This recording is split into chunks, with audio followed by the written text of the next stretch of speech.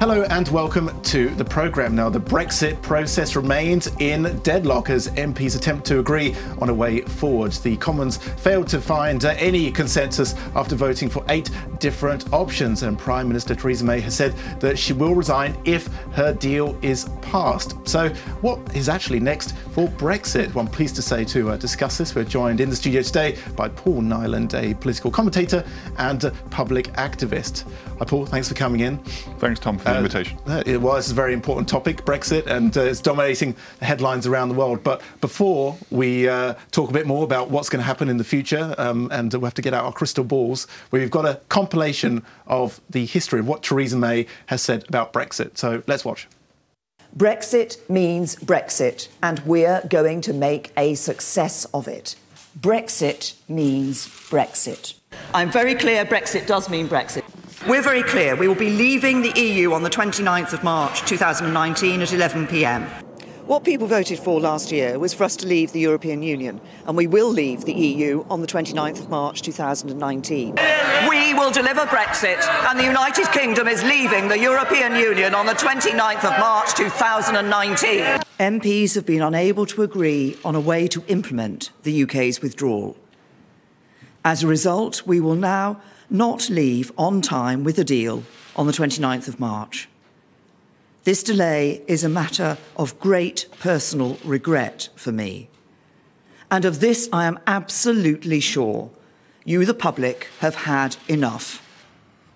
And she's certainly right there when she says that the public have had enough of this. The public have had enough. That's probably the one thing that everybody can absolutely agree on, is that we've heard so much about Brexit over the past couple of years that people really don't know what the state of affairs is. So, Paul, from everything that you've been reading, what do you think is next? If you had a crystal ball, what would you be saying? Well, the thing that I'll say actually is that there's 2 things that people are agreed on. Number one is that everyone's fed up of Brexit.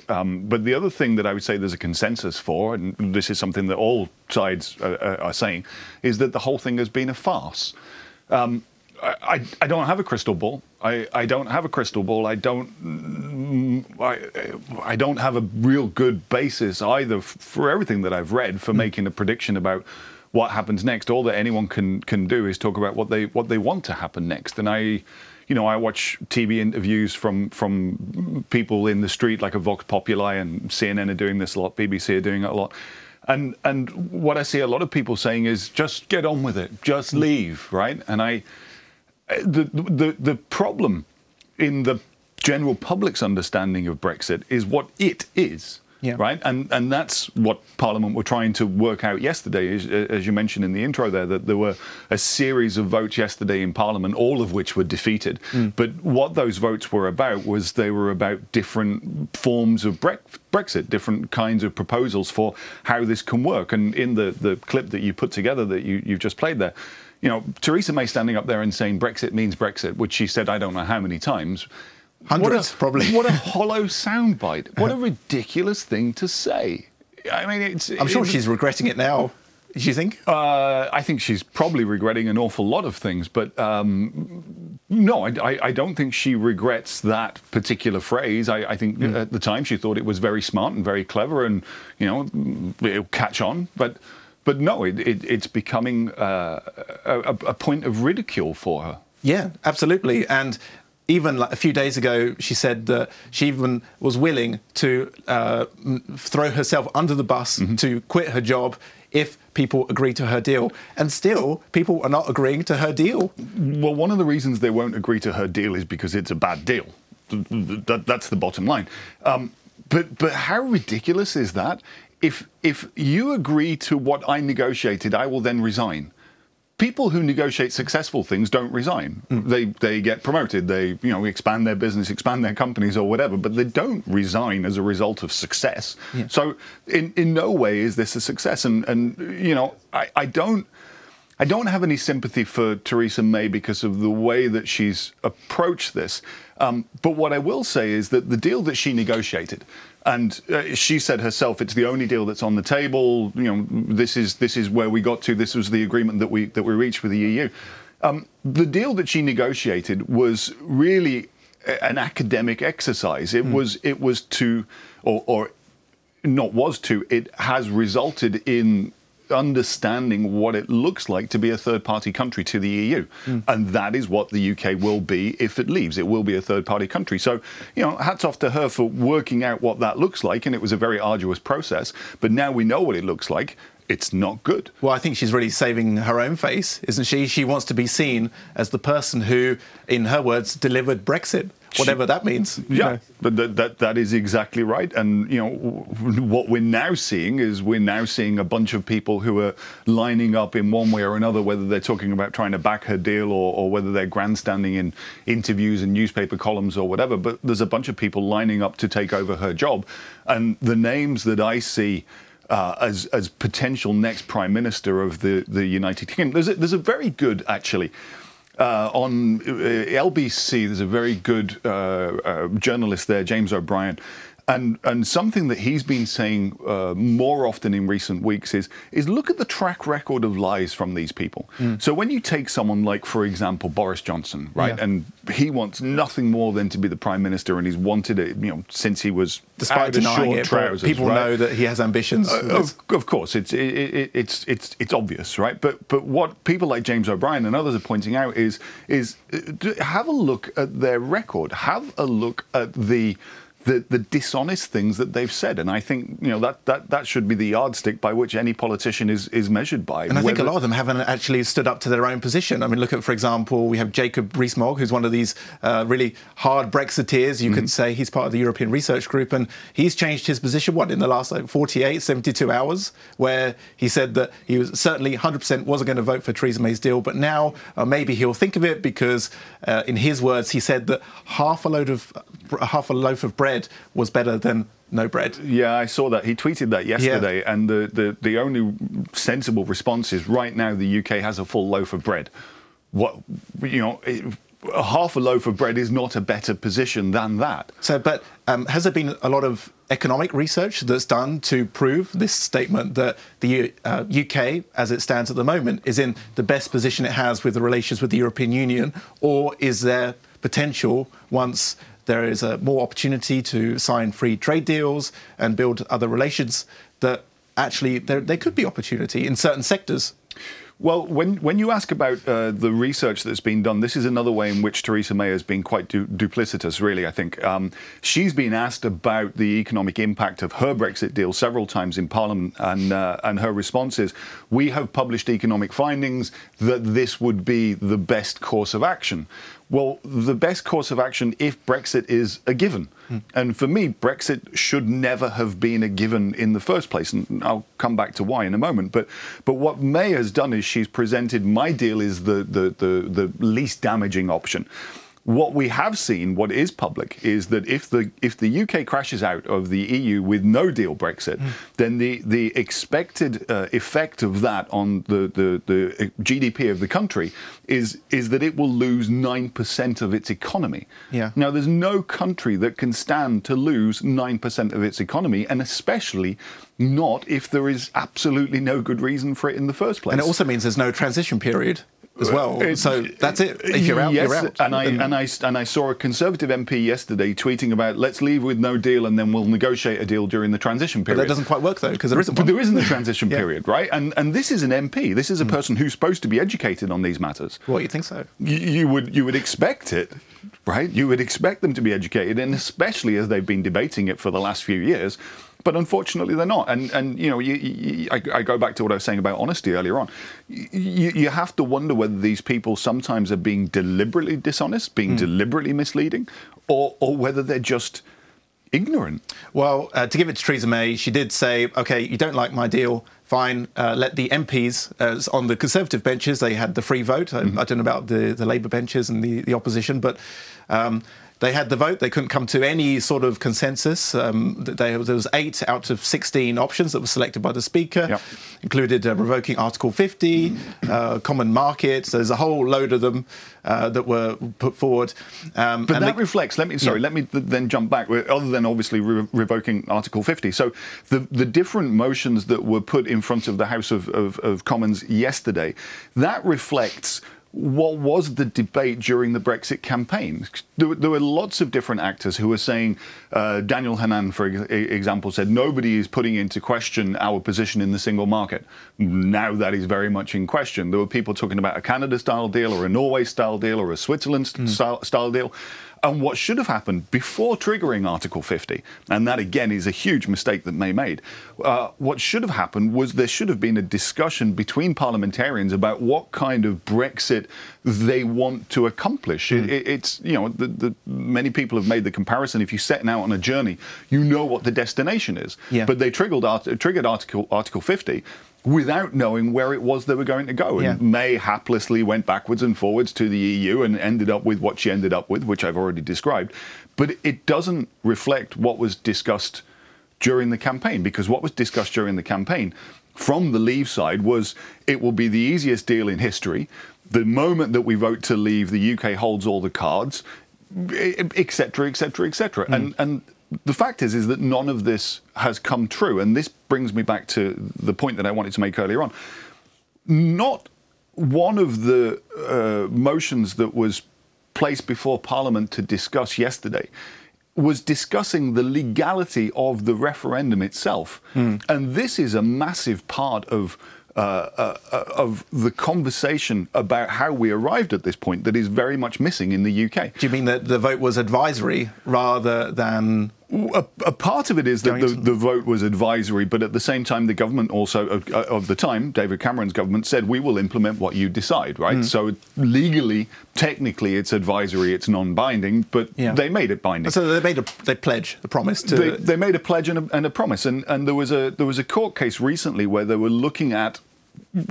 found criminal behaviour by the Leave campaign in their contacts between the different branches of the Leave campaign, and that they've overspent from the amount of money that they're legally capped at.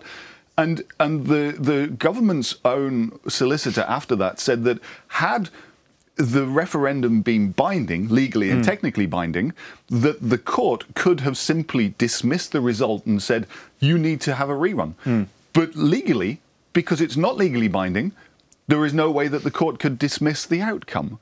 Now, that's absurd, but it's more absurd that the government is pressing ahead with a policy that they know is a result of a vote that was deeply flawed. Now, if someone cheats, whether we're talking about Lance Armstrong or whether we're talking about Russian Olympic medalists or whatever it is, when they're caught cheating, they're not allowed to keep whatever awards that they had. The Leave campaign, on multiple occasions, has been caught cheating, yet still, for some reason, despite the fact that the mood of the public has changed, Brexit apparently needs to go ahead. But what about, to play devil's advocate, what about the 17.4 million people who voted to leave, perhaps not knowing all the facts, but they voted to leave nonetheless? What about them? Well, what are they going to say? Again, I'll go back to James O'Brien. He coined a phrase recently before this big march in London on the weekend, and he said, compassion for the conned, but contempt for the con men, right? So the 17.4 million people who voted to leave, who are motivated in one way or another, I don't have an issue with them. I don't. I actually have one very strong Brexit supporting friend, and I'm going to be seeing him in a couple of days' time. I'm going to be staying overnight at his place, and I'm quite sure that the conversation will be fun and it will be, you know, aided by red wine, etc., etc. But I have no problem with the 17.4 million. They were fed lies. Had I lived in the UK at this period and believed that the NHS would be better off by £350 million per week, I probably would have voted for Brexit as well, but I never believed that. And I remember as well, actually, during the campaign, this £350 million question. So a school friend of mine on Facebook is £350 million a week. Get out, get out, get out. Yeah. And I wrote back to him and I said, dude, that's actually not what it costs to be an EU member. First of all, £350 million is the gross figure. Then the UK gets a rebate. The first one negotiated by Thatcher, later renegotiated by other people. Then there's the rebate, which you must take off the gross figure. And then there's all the money that the EU actually invests into the UK as well. And so you end up with a net figure of something like £190 million per week, which is still an awful lot of money. But when you're talking about a cost on one hand, you have to look at a benefit on the other hand. And this was one of the things that amazed me. The conversation was just about the cost. It wasn't about the benefit. What were the benefits of EU membership? Yeah. And the idea that for 4 decades, successive governments of Conservatives and Labour, New Labour, whatever, successive governments continued to pay this money to the EU for 4 decades for nothing in return is absurd on the face of it. But then this school friend of mine and this little Facebook story. So a week or so later, he comes back to me and he says, he comes back again to post something on Facebook, and he writes £350 million a week. And I'm like, I told you last week that that's not true. But you're presuming that repeating it? But you're presuming that people have all the information and consider all the information that they need. And when I've heard in the media over the past couple of days that some people would consider a second referendum. Now, you and me disagree on this. Why do you think there should be a second referendum? Well, first of all, about the point about people being in possession of the full information. The example I just gave was when somebody said something that was incorrect. I corrected him, and then a week later, now he's in possession of the full information. But he repeats the same mistruth. He's not campaigning. He's just a regular guy, I went to school with. It's just one more vote at the ballot box. But so that brings me back to the question of the second referendum. Yes, I do believe that a second referendum is absolutely necessary. And the reason why I think it's necessary is because not only the debate in the UK is very poisoned, but passions and feelings in the UK are very, very high.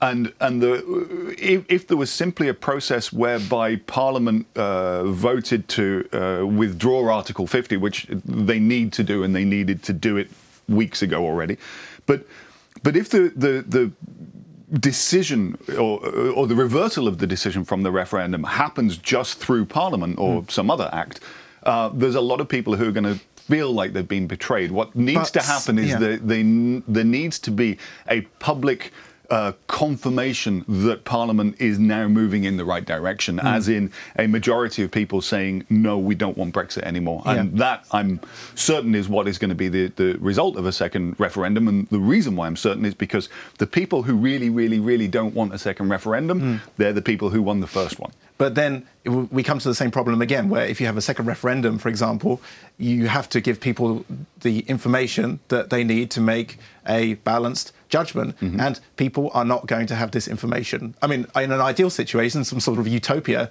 they might have, but it's not going to happen. And what happens if the Leave vote wins again? What do you do then? You're still in the same stalemate. If the Leave vote wins again and this time manages to do it honestly, without cheating or breaking the law, then I'll hold up my hands and say, well, that's what the UK has to do. Okay, fair enough. I'm Irish. My passport, I'm still European, right? But I grew up in the UK and I care deeply about the country. No, I don't believe that Leave can win a second time. And the reason is, now we just listed off some of the lies about, the easiest deal in history and £350 million a week. But the European Union and all also has to gain from this, though. I mean, Donald Tusk made an excellent tweet a few days ago. He said that I think he made an appeal to the European Parliament to say that we should consider a longer extension, that Britain's still welcome, and this was welcomed in certain parts of England as well. And the European Union also has to benefit as well. So do you think they're going to just continue negotiating, or? The EU has said very clearly that there are no more negotiations. They're not going to reopen the discussions about what the withdrawal agreement or the political declaration looks like. There might be some small tweaks here and there, but nothing really substantial. It's a very good point you make, Tom, that Tusk did make this statement a couple of days ago, which was an appeal, referring as well to the many millions of people who have either marched the streets or signed petitions or whatever they've done in their expression of their democratic position. The EU all along has sent signals to the UK saying, you can withdraw. the Article 50. You can stay on the same terms as you've got. And let's not forget that actually the UK's terms within the EU are already pretty special. Yeah. You know, they've opted out of some of the more political parts of the alliance that they didn't like. So that includes the euro. They opted out of Schengen. They have this rebate and so on. And the UK can just stay with the same deal in place. But if we go back to what is the core question that I asked a moment ago, what is the benefit to the UK of EU membership? And that is something that I think the Remain campaign really failed to deliver their message on. That was where Remain got it wrong and got it seriously wrong. And they still really don't have any sort of message. If you look at the Labour Party, for example, who some people are pro-Remain, some people aren't. Some people say they are pro-Remain, but they're actually Brexiteers. Yeah.